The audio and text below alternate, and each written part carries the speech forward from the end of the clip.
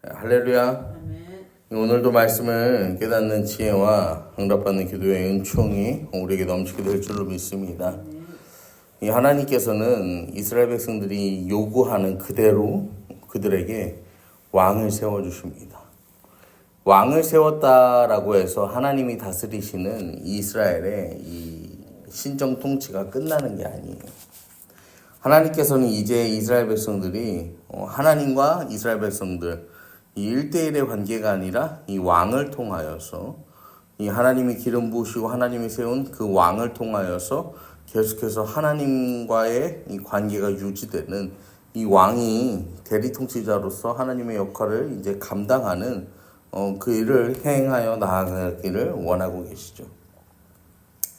오늘 본문 1장은 사무엘이 기름병을 가져다가 사울의 머리에 붓고 입 맞추며 이르되 이렇게 시작합니다. 기름을 부어요. 여기서 붓는 기름은 우리가 잘 아는 그 감람나무 기름, 이 올리브유 기름입니다. 이스라엘 지역에서 나오는 가장 풍성하고 많은 사람에게 기쁨을 주는 기름이에요. 먹기도 하고 불을 밝히기도 하고 이 정결의 예식에 사용하기도 하고 이 기름을 붓는 의미는 풍성함의 의미도 가지고 있지만요. 또 어떤 의미가 있냐면 이전 것과는 끊어진다라는 이 새 사람으로 거듭난다라는 단절의 의미를 가지고 있기도 합니다. 기름을 바른다라는 것은 이제까지의 삶과 이제부터의 삶은 명확하게 다르다라는 그런 예언이죠.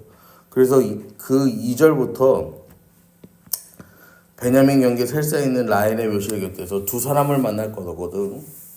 그러면서 이제 쭉 이야기를 하는 거예요. 사울 입장에서는 갑자기 사무엘 선지자가 찾아와서 기름을 붓고 이제 네가 왕이다. 여러분 그러면요, 지금부터 제가 왕입니까? 제가 왕이 될 만한 사람이긴 하죠. 그러면서요, 오늘부터 왕을 하겠습니다. 여러분 그럴 사람이 몇 명이나 되겠어요? 이게 사무엘한테 말씀을 받아도 어안이 벙벙하고 이게 맞는 건가 싶기도 하고 그래서 징조를 약속하는 거예요, 사무엘이. 여러분 그 징조를 하나님께서 약속하시는데 누구를 만난대요? 두 사람을 만난다라는 거예요. 그리고 그 사람들이요 이제 암나기들의 염려는 놓았으나 너희로 말미암아 걱정하이르되 내 아들을 위하여 어찌하리요 하더라.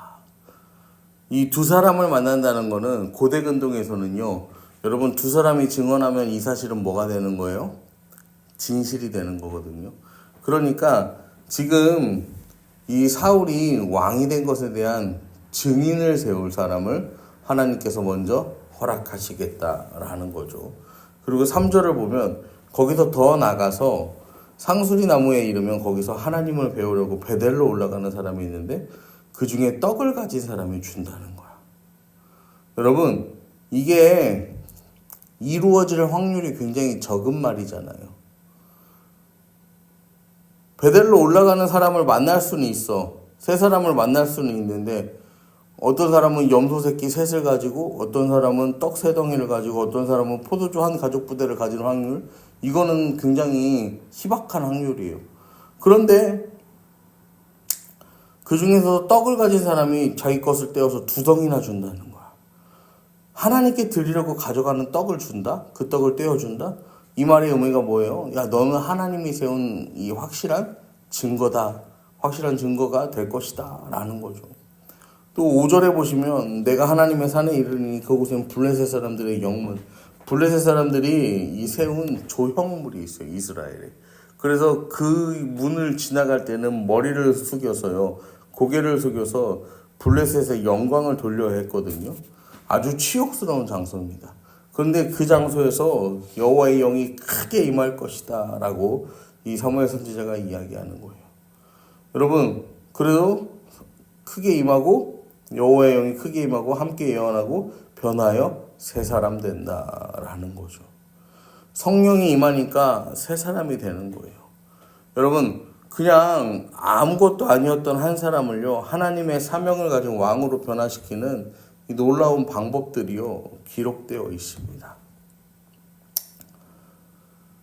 뭐 단순히 보시면은 그냥 뭐 이런 일을 한다고 이게 왕이 되는 증거가 맞습니까? 이렇게 생각하실 수도 있어요. 여러분, 그런데요, 하나님께서요, 사울에게요, 계속해서 무엇을 허락하시는 거예요? 징조를 허락하시는 거예요. 봐라, 너의 부름에 대한 이 징조들을 네가 믿을 수 있도록 계속해서 보여주겠다는 거야. 왜 우리말에도 그런 말이 있잖아요. 우연이 계속 반복되면 이건 우연이 아니라 필연이다. 그런 말도 있잖아요. 그래서 여러분, 우리도요, 하나님의 사람으로서 이 세상 살아가면서요, 하나님의 일을 할 때 하나님께 기도해야 할 것 중에 하나가 무엇이냐면요, 이 하나님의 영이 우리에게 임하기를 기도해야 돼요. 말 그대로 성령의 임재를 우리가 항상 사모하는 삶을 살아야 합니다. 왜냐면 성령이 임해야 우리가 새 사람 되는 거예요. 물고기를 낚아올리는 것이 인생의 전부였던 베드로가 성령으로 충만해지니까요, 베드로는 이제 더 이상 물고기를 낚는 자가 아니라 사람을 낚는 어부가 되잖아요. 여러분, 그런 것처럼요, 새 사람이 된다라는 것은요, 새로운 목적을 가지고 살아가는 사람이 된다라는 것입니다. 여러분, 우리가요, 성령으로 충만해서요, 하나님 안에서 거듭난다라는 것은요, 이전까지 추구하던 가치와 이제부터 추구할 가치는 분명하게 다르다라는 것을 고백할 수 있어야 함을 여러분 기억하시기를 바랍니다.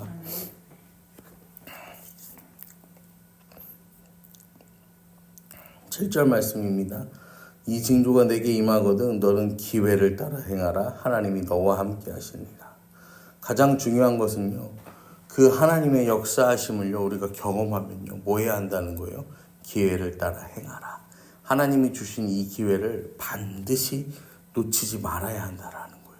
그 기회를 붙잡아야 한다라는 것입니다.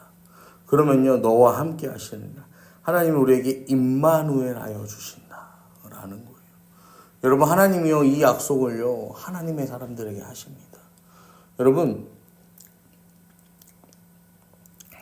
이 모세를 만났을 때도요, 모세가요, 누구십니까? 하나님 누구세요? 하나님 물으세요. 그때 하나님께서요, 모세에게 말씀하세요. 나는 내가 되고자 하는 대로 될 하나님이다. 모세의 삶 가운데 함께 하실 하나님께서요, 약속하시잖아요. 여러분,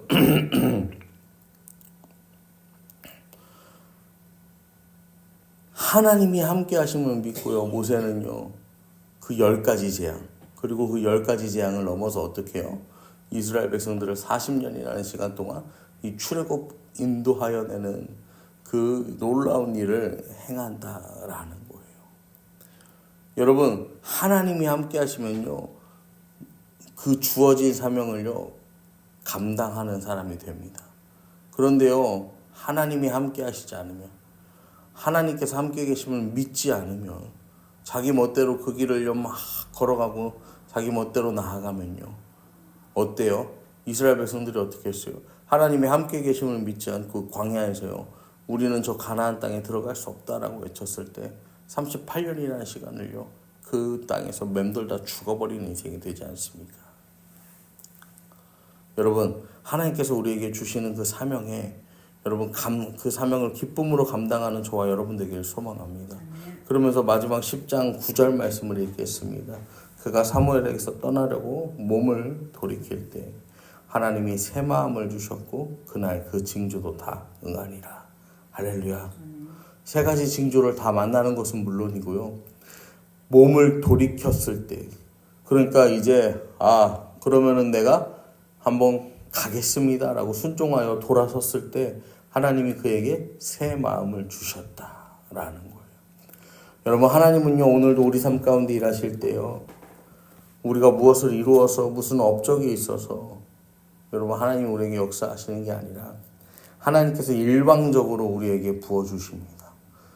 우리가 하겠습니다라고 결단했더니요, 하나님께서요, 먼저 새 마음을 주세요. 그리고 모든 징조를 이루어 가십니다. 여러분, 우리가 먼저 순종하고 먼저 감사하고 먼저 충성하면요, 하나님께서 약속하신 그 일을요, 그날에 반드시 이루실 줄로 믿으시기를 바랍니다.